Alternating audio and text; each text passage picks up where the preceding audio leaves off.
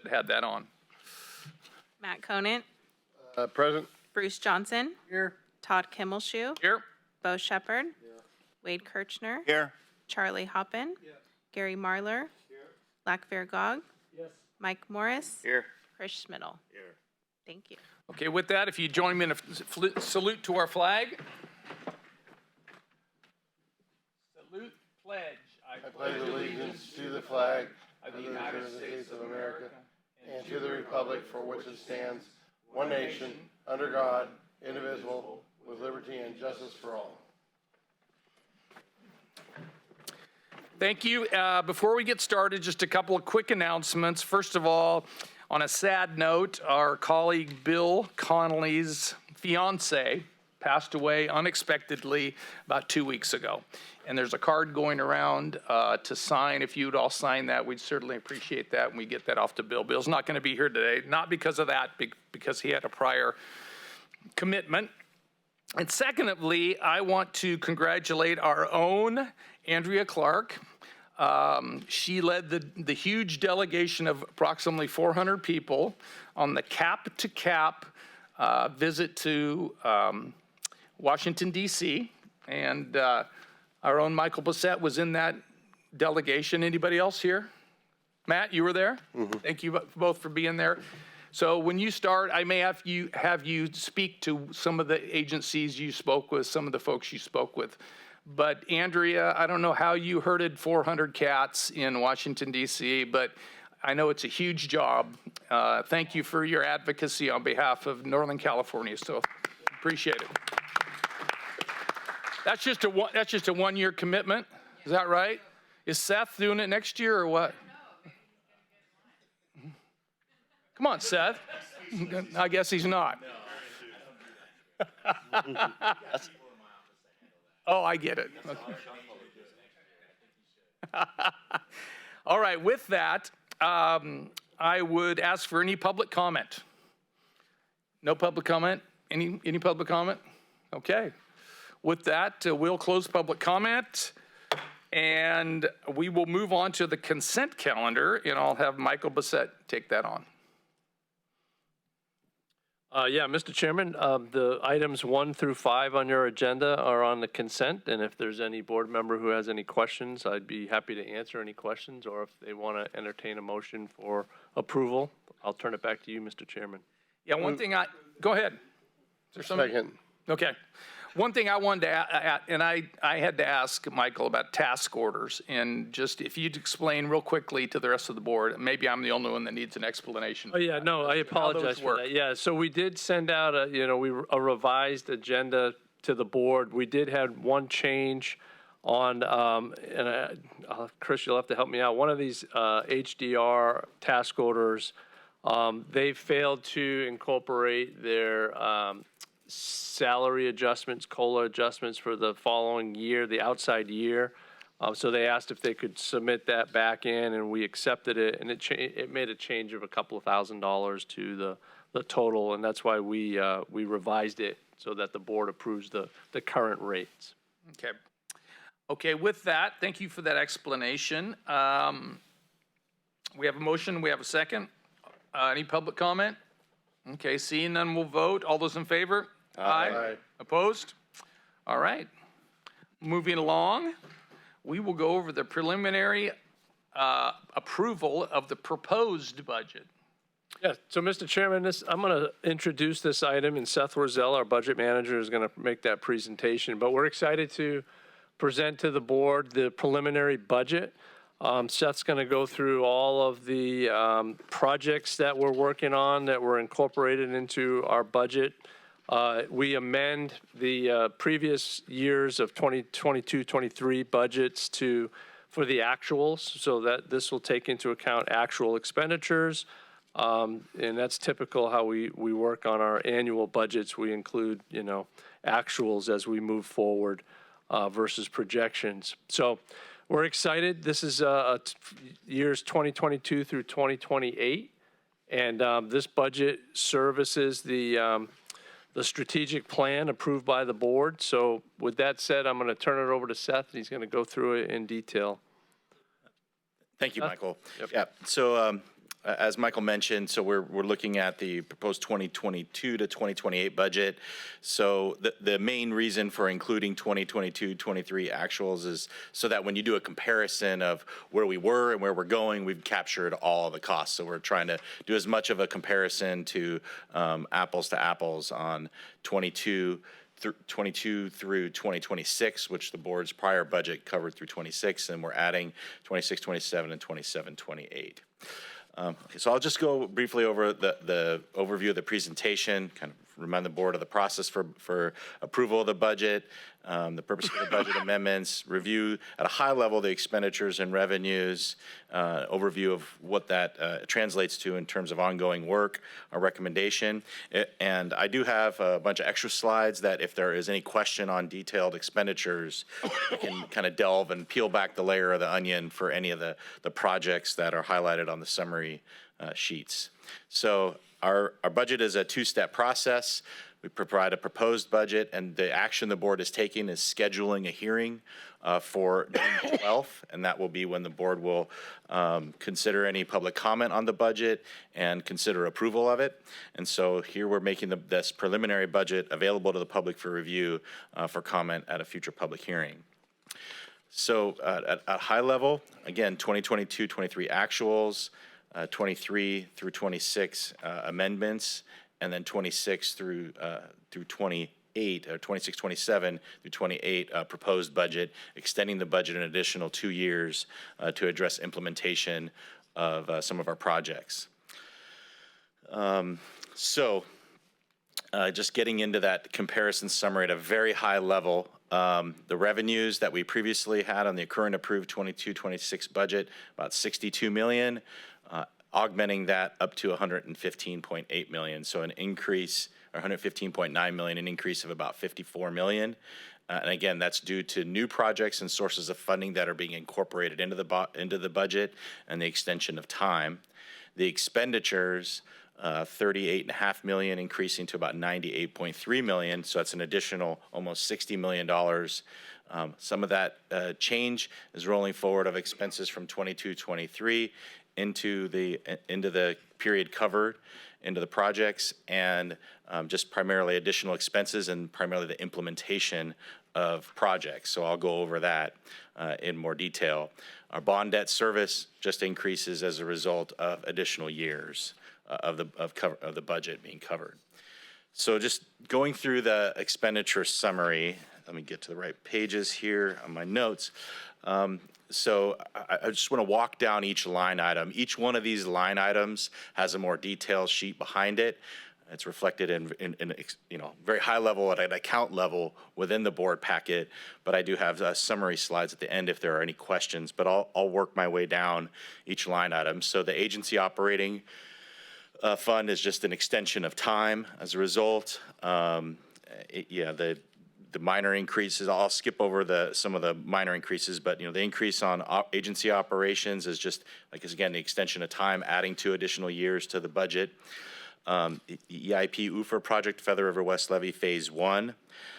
That's increasing as a result of primarily rolling forward of expenses and additional work to close out the project, primarily what's been incurred through fiscal year 24. Regional planning, adding additional phase of work through additional expected grant funding from the state. On the Tudor flood risk reduction project, that increase of about $1.5 million to $21.6 million, that's incorporation of construction of that project through fiscal year 28. The Oroville Wildlife Area, that increasing of about $12 million is implementation of work in the Oroville Wildlife Area, and primarily incorporation of the Robinson's Riffle grant funding that we expect to receive and implement. The Sutter Bypass East Levee project, the increase of about 20 million is forecasted of expenditures. The total project cost to implement that would be about 45 million. As noted in the budget report, that would we've incorporated $20 million of that construction as the implementation would expect to go beyond June 30, 2028. So a portion of that is in. That is a pending funding receipt. Now, I'll talk more about that on the next slide as we go into the revenue summary and the detail of the revenues. But there's several projects where we've incorporated them into the budget and put kind of placeholder numbers in there for expected grant funding and expected expenditures associated with that. To the extent that we receive that grant funding and finalize a scope of work, we present that as a budget addendum to the board for approval to reflect the scope of work that's being funded and the receipt of that revenue once we ultimately secure that source.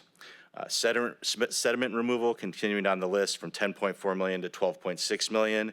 That's an additional $2 million of expected funding for phase 2 of the sediment removal project. That's pending receipt of that revenue.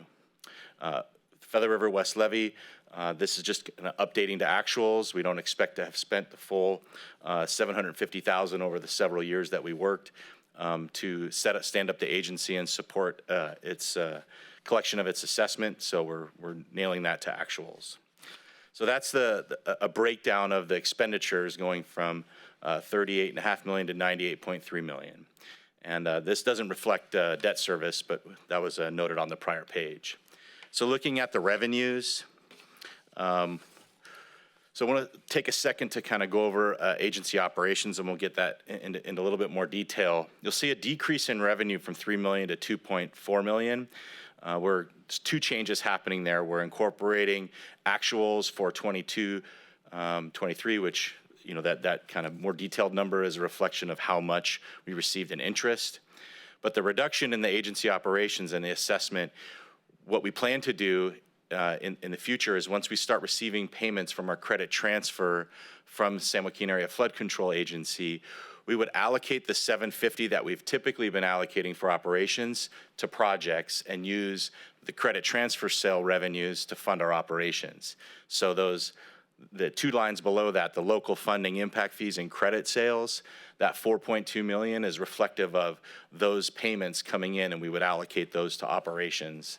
And so that's why in one case you'll see a decrease in revenues here on the slide.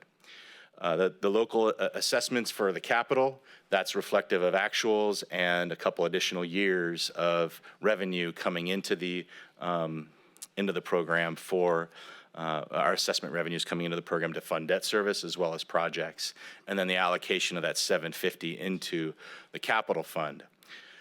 Feather River West Levee Financing Authority, $200,000. That's an estimate of the revenue that we would receive for repayment on the allocation of revenues, the prior allocation of revenue to fund the stand-up of the agency. Feather River West Levee Financing Authority, they're pursuant to their agreement with Sutter Butte for services, would start to repay the agency from future assessment revenues. So that's reflected here. EIPU for revenues, the increase of about $2 million is just rolling forward of expenditures. It's taking longer to close out the project, so we're delayed on receiving revenues there. Regional planning, I mentioned on the expenditure side, additional phases, so additional revenue there. The OWA, those four line items, you know, we've been applying for a lot of grants. Michael has been indicating, you know, the efforts that we've been going through to secure additional funding, and so we've laid out the additional funding that we expect to receive for different parts of that program. Primarily the FMPRA, that's funding for the Robinson's Riffle program. Sediment removal, the phase 2, an additional $2 million in revenue that we expect to get from a grant from, I believe, NOAA Fisheries, or a NOAA grant. The existing, for Sutter Bypass East levee repairs, the $4 million reflects our existing funding agreement with the state that we're using to advance design and environmental review. Construction, an additional $20 million from that we're seeking from currently FEMA. We have two applications out with FEMA under their BRIC program and flood mitigation assistance program. Michael will talk more about that later on where we sit with that grant. The rest are just truing up to actuals on the small community studies and the funding that we've worked with on the city of Oroville for the approved scope of work to support their efforts. So again, a total increase of about 54 million relative to the previously approved 22-26 budget. So that's a high level. I can get into more detail on any of those if there are questions on the projects. Go, Charlie, if you want. Seth, on the, where you show the assessments, is the interest that accrues on those counts that are held by the county, are they included in the total assessment number? Or do we Correct. have separate items for the- Yeah, so there we go. Yeah, there we go. So right there, the 2.382, we previously budgeted 3 million, which was, 750,000 a year in operations. The 2.382, we true up to the actuals, so we didn't budget the interest, but when we report actuals and do a comparison to the budget, that's where the interest is reflected. Exactly. So our amended budget will reflect the actuals now that we actually included, but going forward, we've never projected and budgeted interest as a revenue. We just receive it, and then when we present an amended budget to the board, and we're looking at what we actually received from a prior year, then we include it and report it as part of that. When I first started here, there wasn't an intrinsic amount of money. Now And the biggest reason for that is because we have a much larger fund balance now. In the past, we'd be receiving revenue in from the state as we incurred expenses. Now that we started to close out projects and get a higher amount of retention back, and we receive that cash, we're basically sitting on it right now. And the main approach is to spend that money on these two projects, Sutter Bypass, or primarily the Tudor Flood Risk Reduction Project, and matching funds for the Sutter Bypass East Levee implementation. That's where essentially our capital fund balance, our capital reserves are being allocated. Okay, so One other question, if you could go sure. back to that slide.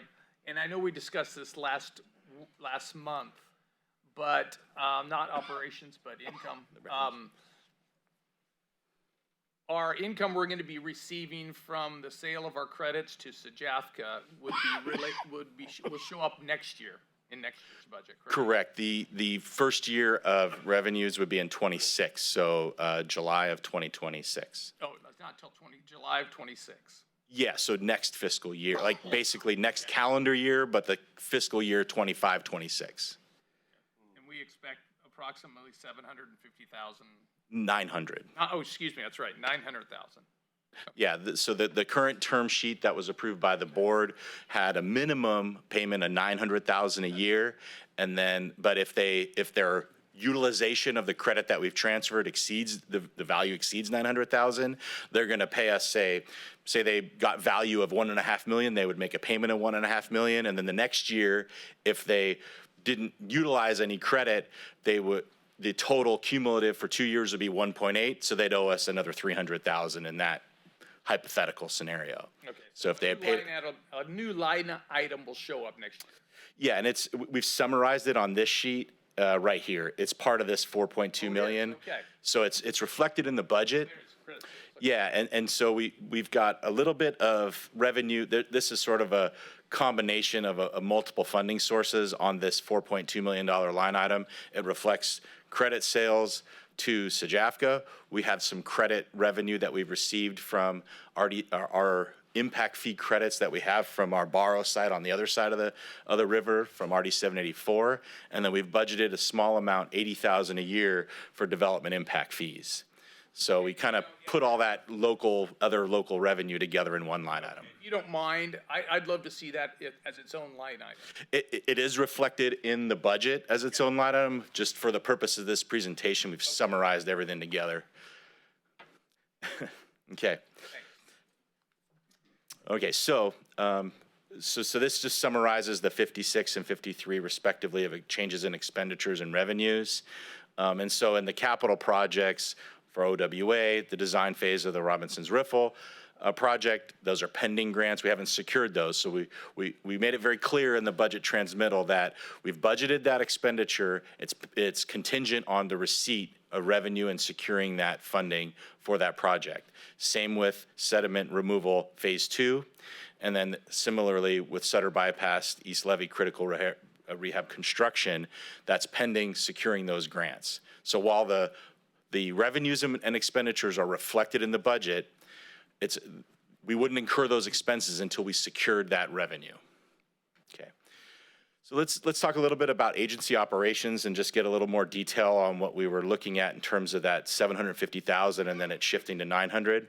So on the revenue side, our actual revenue for 22-23 was a little bit above 750,000. That difference there is interest. On 23-24, once we book all the interest and get it apportioned, in a future budget, you'd see that actual interest come in. And that actually, I think, is also reflected in our monthly financial report. Some interest that we've accrued, we report that every month to the board. But we'll reflect the total amount of interest for 23-24 in the future. When we get to 25-26, what we're going to be doing is taking the 750,000 that was assessment revenues, allocating that to our capital project, and utilizing the credit sale transfer revenue, that 900,000 each year, to help fund our agency operations. Part of the reason for this is the authority to use the funding, and to the extent that we want to be able to secure or securitize and borrow against that assessment revenue. In the future, if for some reason we decide in the future that we want to incur or finance the implementation of the Sutter Bypass East Levee project, we want to be able to have all that revenue available to us and track it and show that that it's an assessment revenue that we can bond against versus payments under an agreement, which we determined we can't leverage. We can't leverage that revenue coming from SJAFCA. It's just doesn't have the same credit quality, I think, is the easiest way to state that. So utilizing that money to fund our operations, and we have confidence in that, but making that assessment revenue available in the future, if we need to borrow to help fund a portion of the local cost share of the Sutter Bypass East Levee project, we would have that available to us. And having that history of demonstrating that in our budget, I think, will be helpful. On the expenditure side, the biggest change is that, as we've mentioned to the board year after year, we do our best to allocate as much of our agency operating expenses to capital projects. So in 22-23, while we budgeted about 1.2 million, I think, for or 1.16 million in expenses, our operating fund only incurred 763,000 of that because the rest was allocated to projects. For the last several years, as we close out projects and it becomes more difficult to get our cost-sharing entities to pay our operating expenses and allocate them, we've budgeted more than what we're taking in revenue, but over time, we've built up a fund balance and are paying our operating expenses from that fund balance. So whereas because we had so much savings, we've actually increased our fund balance in 22-23. As we move forward each year, we are expecting to draw down our fund balance, our operating reserves, year after year, because it's hard to project how much of our operating expenses will be approved and funded from our granting agencies. The main point here, though, is that we've built up an operating reserve to account for this. So given the amount of operating reserve we have, about through 27-28, about 3.7 million, we'll be well positioned to be able to continue to maintain the level of operations we have through full implementation of the projects that we've budgeted here. The Sutter Bypass East Levee project wouldn't be complete in 27-28, but our expectation is we're more than halfway through construction at that point, and our operating fund will be sufficient to carry us at the current level of operations through implementation of those projects, and then put us in a position to be well suited to wind down agency operations, basically have less consulting costs because then you won't be needing support from as many as consultants as you're done implementing projects. That's really where we've been and the story we've been portraying year after year. The purpose of this is to demonstrate how we get there.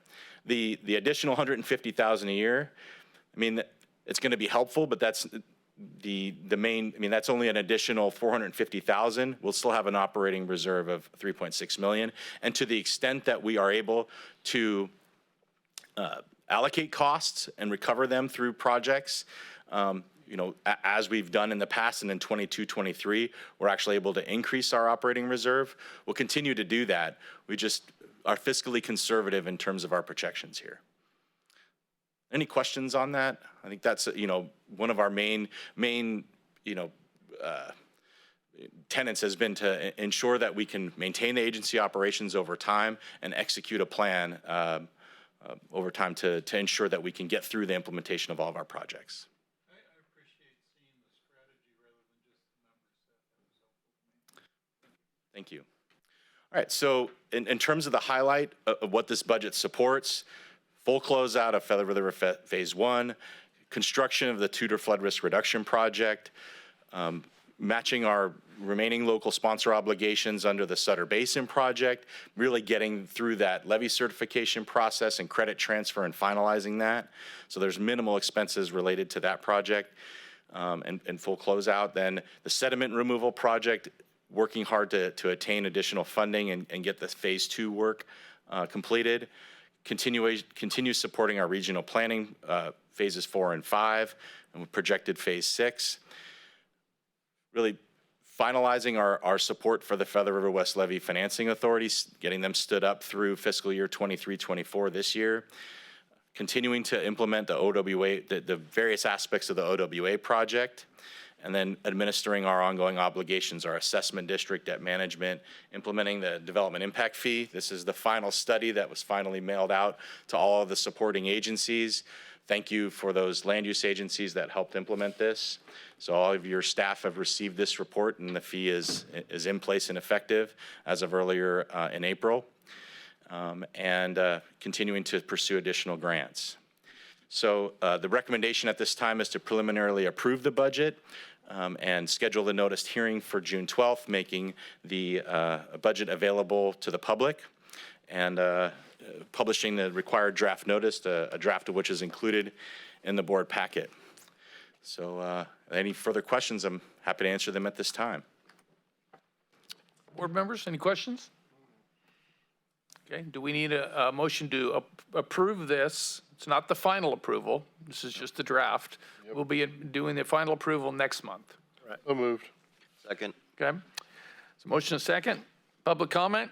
Seeing none. All those in favor? Aye. Opposed? Thank you very much. Thanks, Seth. Okay. All right. Now we're going to move it on to Sean. He's going to give us our monthly financial report. Seth didn't let you work on the budget, huh? I was allowed to be around it. Okay. So you could hear me, right? This report covers through the end of March of 2024. And at the end of March, we had ending working capital about $25 million.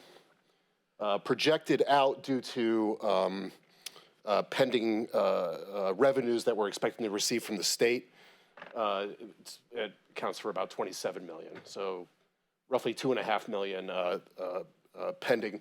Some of that from the state, some of it from the from assessments also that we're expecting to collect May or June. So we've maxed out, as Seth had mentioned earlier, $750,000 budget for the operating fund. We've maxed that out to date, and then any additional assessments that we receive will, be allocated to the capital fund. That difference of 3.2 million is basically split up, as you can see here. This 1.3 million is what we have pending from the state, with an additional assessment revenue of about 1.9 million. For expenditures, expenditures through the fiscal year, about 2.5 million that we have paid. There's an additional 600,000 or so that are pending still, that probably account for most of April and some of May. Debt service. Debt service, next payment will be in, we made a payment in April, that was fulfilled. October will be the next payment of about 3.8 million, which includes the, October always includes the principal and interest.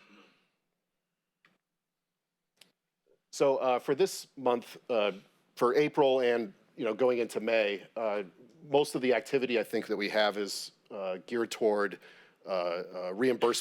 formulating reimbursement packages and submitting them to the state and to, I guess in some cases, like City of Oroville, and try to get reimbursement on those to increase revenue. And then just going forward too, in June, Seth had mentioned, and you guys had, the board had approved the finalization of the budget, but also the assessment administration with auditing agency. We start kind of formulating that in June as well. Any questions? Questions, board members? Matt, do you have a question? No. Okay. Thank you very much. I don't think any motion is needed on that. That's for information. And item number 8, Michael Bissett will go over our project update. Yes, thank you, Mr. Chairman, and thank you to the board for approving our preliminary budget. So we'll be, wrapping that up and taking that back to the board for final approval next month. In terms of the program project update, Feather River West Levee Project 1, we're in project closeout mode, as Seth had indicated.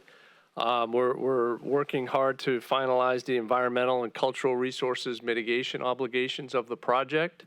I do want to point out to the board that the Enterprise Rancheria will be performing their repatriation of cultural materials this Saturday. So I'll be working with them on Saturday to help assist and facilitate that reburial of materials.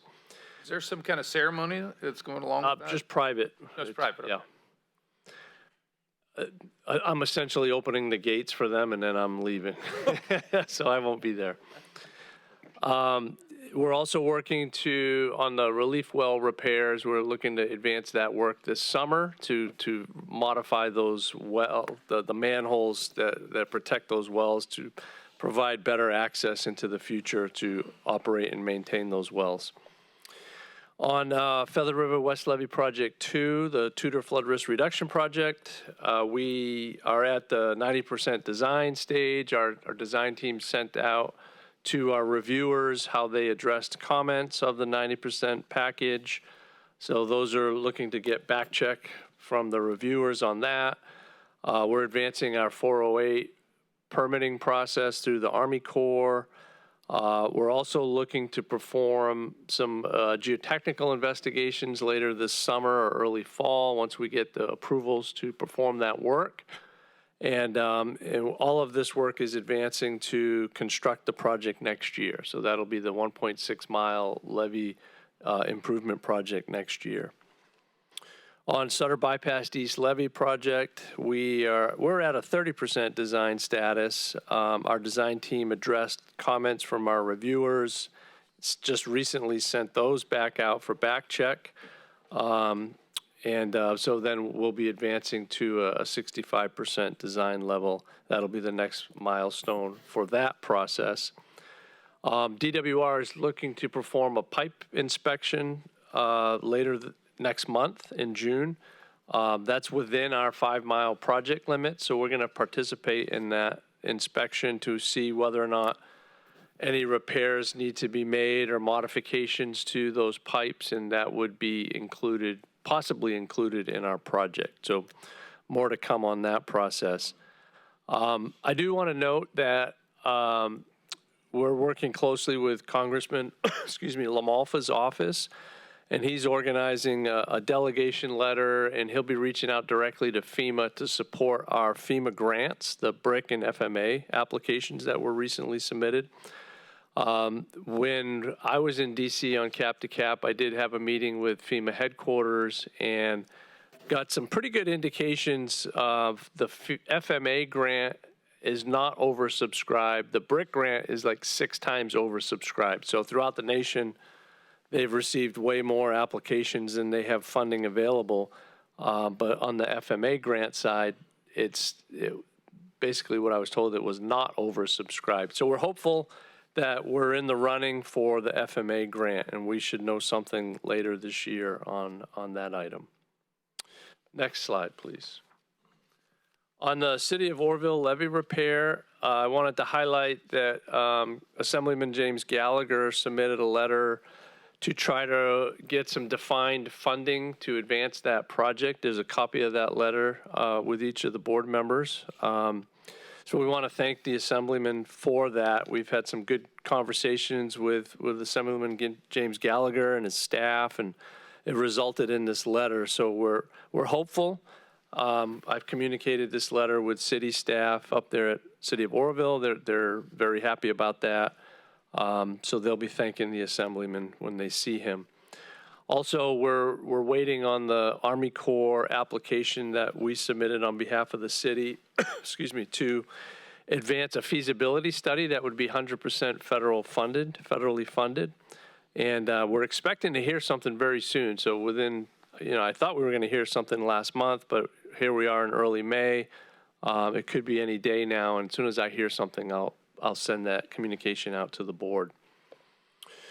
On our federal project, the Tudor Road to Cypress Avenue, the Army Corps has completed the levee improvements. We're working on finalizing our federal credit that we'll be selling to SJAFCA. SJAFCA's taken the term sheet approval to their board this month, so it's either next week or the week after. Our board approved it last month, so that is all advancing. We are working on putting together a set of bid documents for the punch list repair to the Feather Water District facilities. That work will be going out to bid next month, hopefully taking a contract to this board in July for approval, and then we'll get the work completed later this year for that work. Next slide, please. So this is our planning and design projects. So we have the OWA Robinson's Riffle. That project we're working closely to finalize we've conducted 2 workshops to identify alternatives and defining projects up in that area for flood reduction and ecosystem enhancements. We've had really good participation from all the regulatory agencies and stakeholders in the region, and that'll be finalized into a report. So R&F Engineering is working on that report right now. We're also working closely with our river partners on identifying possible private funding for future projects. I don't know if anybody from the board has seen recently, but there was an article about Apple Computers or Apple Company are funding ecosystem restoration projects, and other large high-tech companies are doing that, Facebook and others like that. So we're looking to see if there's opportunities to get private funding in addition to, state and federal funding to advance these projects. So more to come on that. It's a possibly exciting new opportunity out there that we're going to pursue. On our Thermalito Afterbay boat ramp and campground project, all the design and permitting are being advanced, and we're targeting construction next year. So we're excited about that. We're hoping to go out to bid later this year, award a contract early next year, and roll into construction in 2025. On our sediment removal, as Seth had indicated earlier on our budget, we have grant applications out there. We're including them in our budget, but obviously we would only advance those projects if we're successful in landing those grants. This summer we should hear from the NOAA grant, NOAA Fisheries, and we submitted through the Bureau of Reclamation a different grant opportunity, and that one would possibly be later this year if we hear something. So we're hopeful. We'd love to advance that phase 2 project and remove that ever-growing island there at the confluence of the Feather and the Yuba. And then lastly on this slide is the regional planning project that we're working on that's 100% funded through DWR. We're wrapping up our phase 4 grant actions and work that we're doing under that grant. That does help advance all of these projects I've listed here, including my time participating with the Oroville Dam Citizens Advisory Commission meeting, where we're advancing not only the flood inundation mapping for City of Oroville, but also, looking at the water control manual updates for both the Oroville Dam and New Bullets Bar, and being able to participate in that process to ensure that downstream stakeholders' interests and needs are met through that process. Next slide, please. And this is my last one. So we have the FEMA remapping of Sutter County. We've submitted our application to FEMA. We're working with county staff and FEMA on the remapping of Sutter County to ensure that all of our levee improvements are included in that process. So that'll be an ongoing activity for probably 3 to 5 years into the future. And we've included that into our budget also, those activities.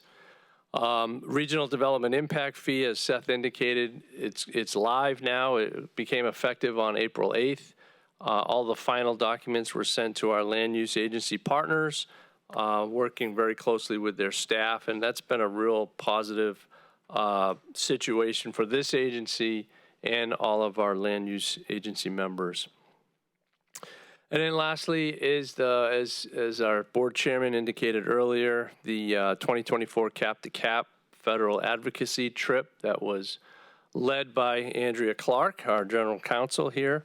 It was a very, very positive trip. We had over 400 members from the Sacramento region attend that trip.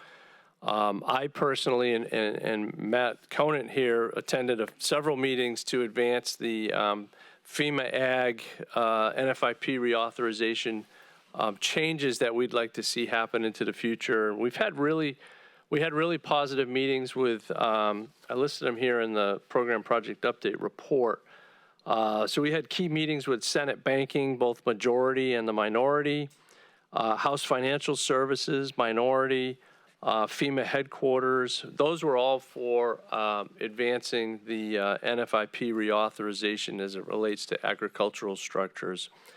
What we did find out is the NFIP reauthorization is probably not going to happen this year because it's an election year. But we did provide a lot of good education with the staffers that we met with, and this is going to be a continuous educational process. And then once NFIP reauthorization really gets some legs to it, and we know that it's going to happen, we'll have more key meetings to advance that. Also, meetings with Congressman LaMalfa and Thompson, Army Corps of Engineers, and that was to advance just general flood risk reduction in the region. So we were carrying, everybody's water throughout the region to advance key projects to reduce risk to people and property in our region. So very, very positive trip overall, and Andrea did a great job leading us. I thought it was probably my best trip since I've done about 5 or 6 of them now. And I thought it was a very positive trip. So with that, Mr. Chairman, I'm going to turn it back over to you to see if there's any questions. Okay, one more thank you to you and Matt and Andrea for carrying our water, and I'm sure you told them what a fantastic job we do here at Sabufka. Absolutely. Especially the Army Corps of Engineers, right? They know that. They know, okay. Yes. Oh, Mr. Chairman, I do have one other item. Okay. So Levy District 1 is going to be giving a levy tour to the grand jury on Friday, May 17th. So not this Friday, but the week after. And Drew Stresser, general manager, is going to be providing that tour. So if anybody's interested in participating on that, to contact Drew. Good. Good.